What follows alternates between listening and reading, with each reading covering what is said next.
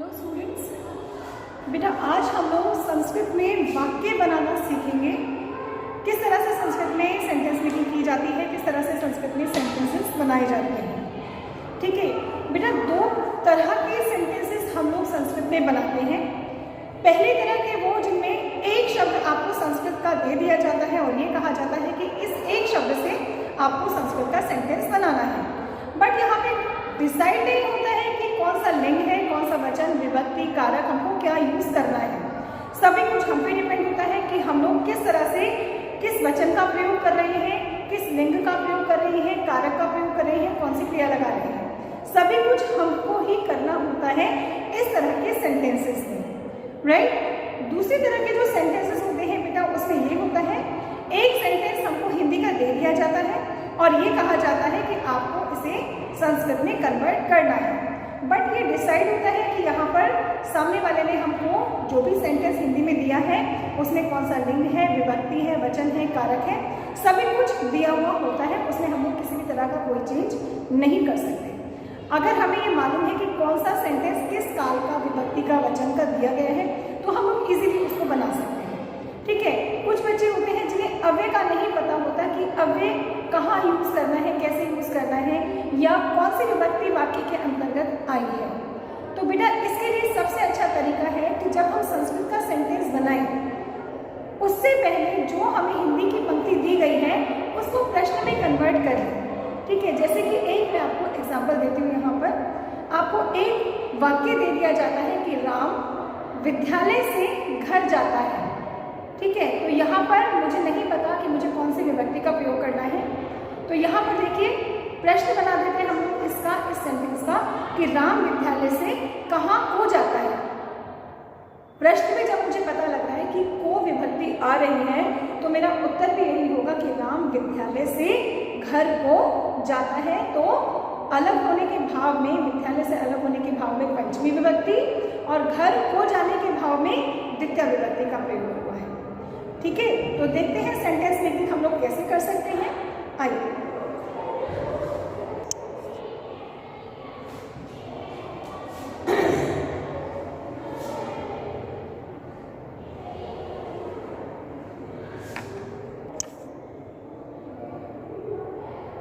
हमें यहाँ पर बेटा एक सेंटेंस दिया गया है, पत्ता गिरता है। हिंदी का सेंटेंस है, पत्ता गिरता है। पहले तो हमें ये डिसाइड करना है कि हमें जो भी सेंटेंस दिया गया है वो कौन से काल का है, कौन सी विभक्ति उसमें प्रयुक्त हुई है, कौन सा वचन है, कौन सी संज्ञा, सर्वनाम क्या है उसमें। तो यहाँ पर देखिए पत्ता और एक गिरता है। गिरना यहाँ पर क्रिया है जिसके रूप चलते हैं पत से, पतति, पतत, पतंती वर्तमान काल के लिए, और पत्ता जिसकी संस्कृत है पत्रम। अब यहाँ देखिए पत्रम ना तो आप है और ना ही मैं हूँ। पत्रम कोई थर्ड पर्सन है, किसी अन्य के लिए बात हो रही है। किसी अन्य के लिए जब हम लोग बात करते हैं तो वो बात होती है संस्कृत में प्रथम पुरुष के रूप में। जब हम तुम्हारे लिए बात करते हैं तो वो बात होती है मध्यम पुरुष में, और जब हम अपने लिए बात करते हैं तो वो बात होती है संस्कृत में उत्तम पुरुष में। ठीक है, बट इंग्लिश में जस्ट अपोजिट होता है। इंग्लिश में हम लोग पहले फर्स्ट पर्सन, फिर सेकेंड और फिर थर्ड पर्सन की बात करते हैं। यहाँ पर बेटा हम लोग एक प्लस में एक चीज़ कहेंगे कि भारतीय संस्कृति में संस्कृत हमें यही सिखाती है कि हम पहले आए हुए का सम्मान करें, इसलिए हम पहले प्रयोग करते हैं थर्ड पर्सन को लेकर प्रथम पुरुष के रूप में। फिर मैं तुम्हारी बात करती हूँ कि मुझसे पहले आप आइए। संस्कृति यही कहती है कि अपने से पहले हमें दूसरे का ध्यान रखना है। तो यहाँ पर हम बात करते हैं मध्यम पुरुष में तुम्हारे लिए। अब अंत में मुझे बात करनी है अपने लिए, तो मैं बात करूँगी उत्तम पुरुष में स्वयं के लिए। ठीक है, अब यहाँ पर देखिए पत्ता ना तो आप है ना मैं हूँ, किसी थर्ड पर्सन के लिए बात हो रही है। तो पत्ता यहाँ पर संख्या में एक है, एक वचन का है। चूंकि गिरता क्रिया यहाँ एक वचन की होगी तो पत्ता एक वचन के लिए पत्रम, और गिरने को कहा जाएगा फिर प्रथमा विभक्ति एक यहाँ प्रयुक्त हो रही है तो पद के रूप में प्रथम पुरुष एक वचन कहलाएगा पत्ती गिरता है। ठीक है, अब इसको थोड़ा सा और हम लोग ब्रॉड कर देते हैं, बड़ा कर देते हैं। अगर मैं अगला सेंटेंस अपना हिंदी का लिखती हूँ कि पेड़ से पत्ता गिरता है, पेड़ से पत्ता गिरता है। तो देखिए यहाँ पर बेटा, यहाँ पर मेरे पास पत्ता और गिरता है, दोनों के वर्ड्स हमारे पास है, पत्रम पद्धति। अब मुझे लिखना है तो केवल पेड़ से की संस्कृत को यहाँ पर लिखना पड़ेगा। पेड़ से की संस्कृत यहाँ क्या हो जाएगी, चूंकि हम लोग सब शब्दों पढ़ चुके हैं, पढ़ते हैं।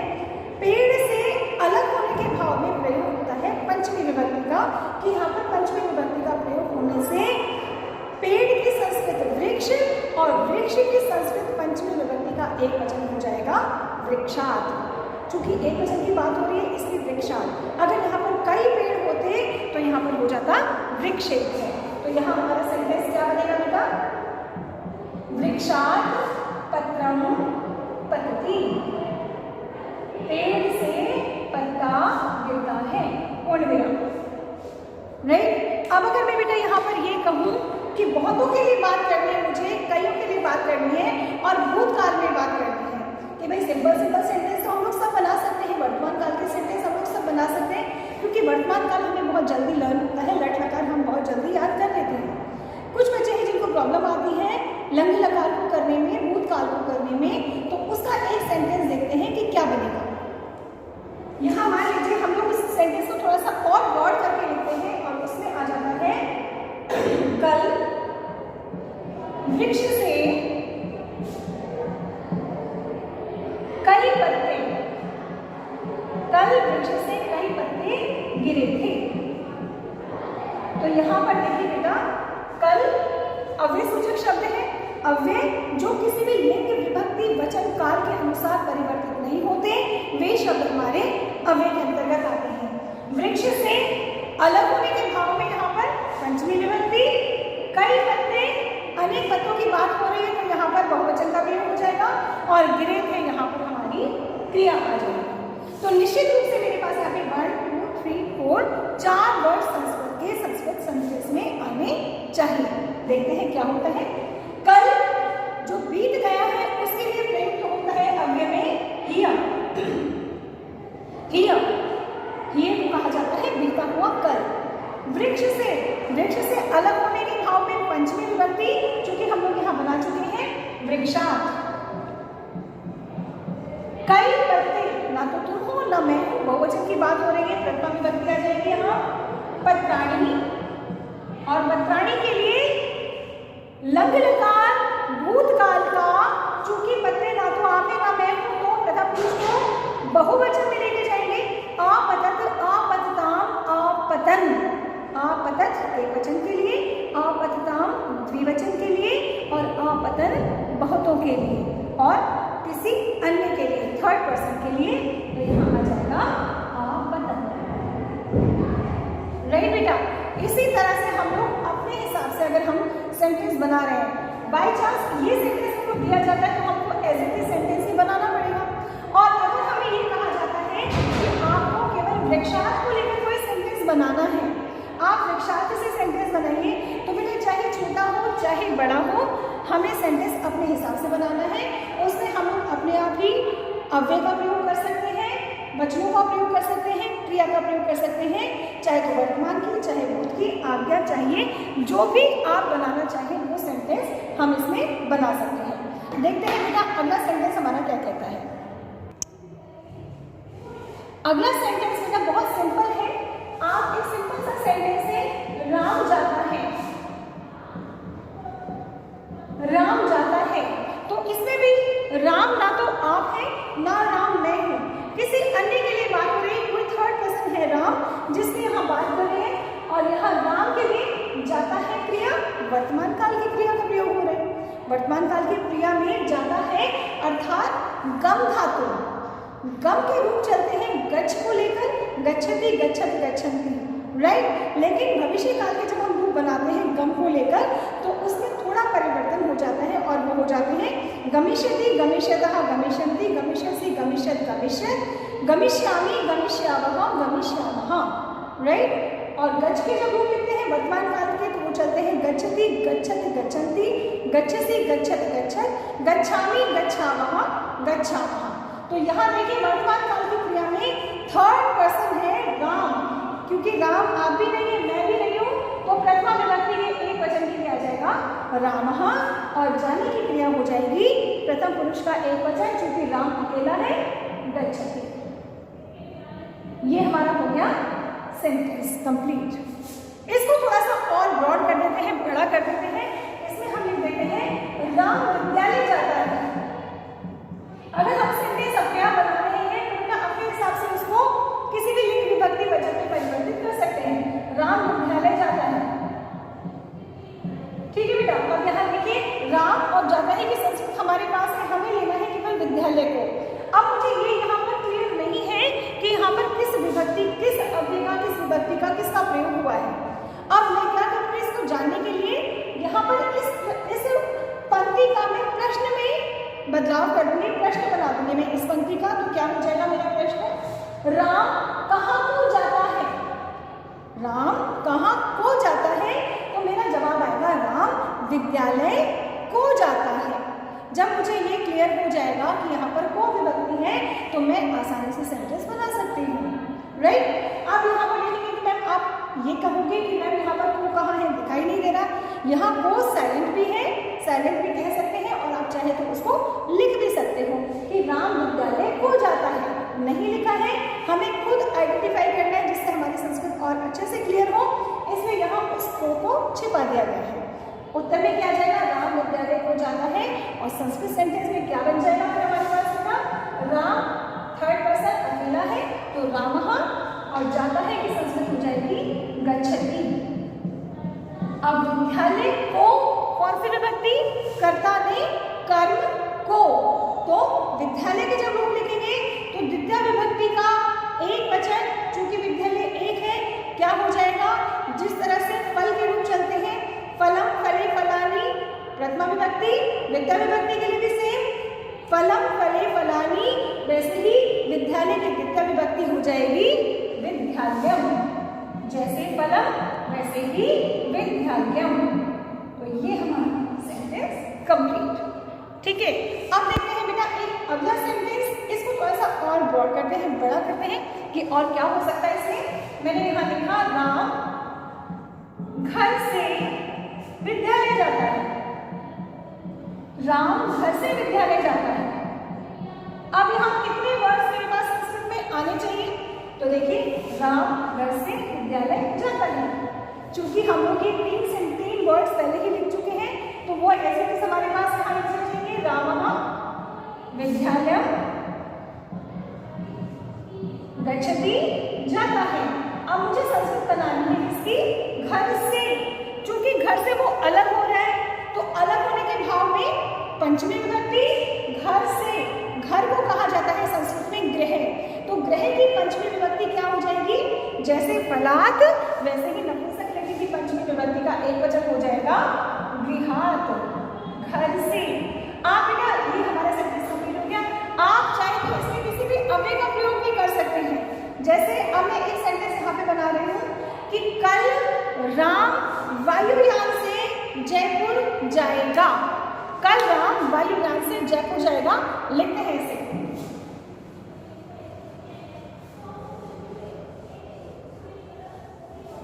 कल राम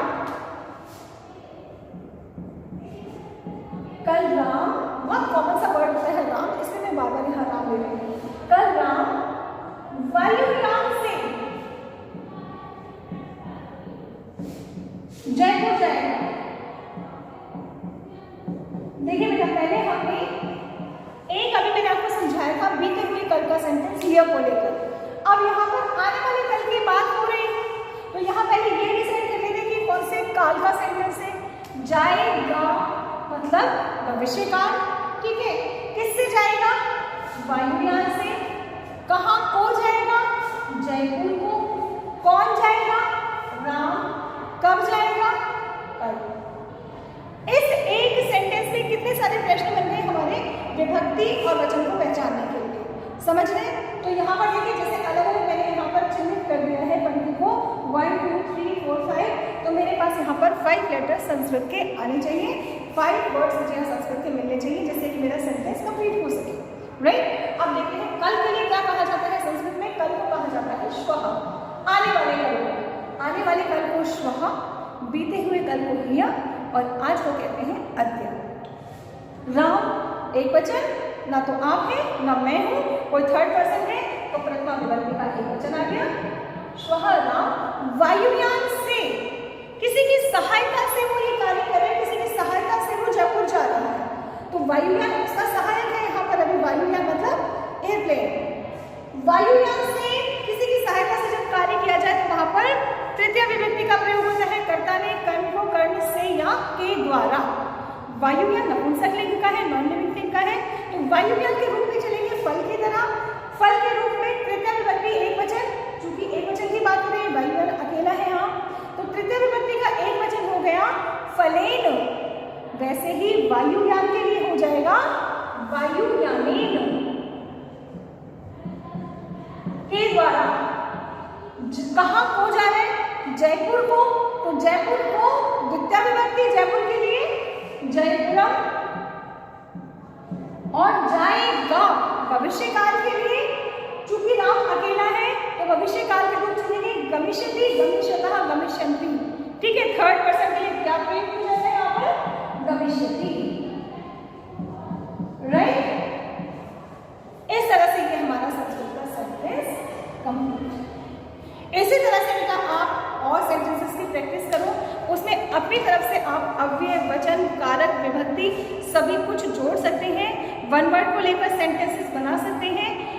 एक शर्त है कि आप लोगों को धातु रूप और शब्द रूप और अव्यय ये सभी अच्छे से लर्न हो, ये पता हो कि धातु को हिंदी में क्या कहते हैं और हिंदी में किसी शब्द को धातु में कैसे कन्वर्ट करते हैं, ये आना चाहिए। ये सेंटेंसेस आपके लिए बहुत ज़्यादा इंपॉर्टेंट है, इसकी प्रैक्टिस कीजिए। Thank you so much.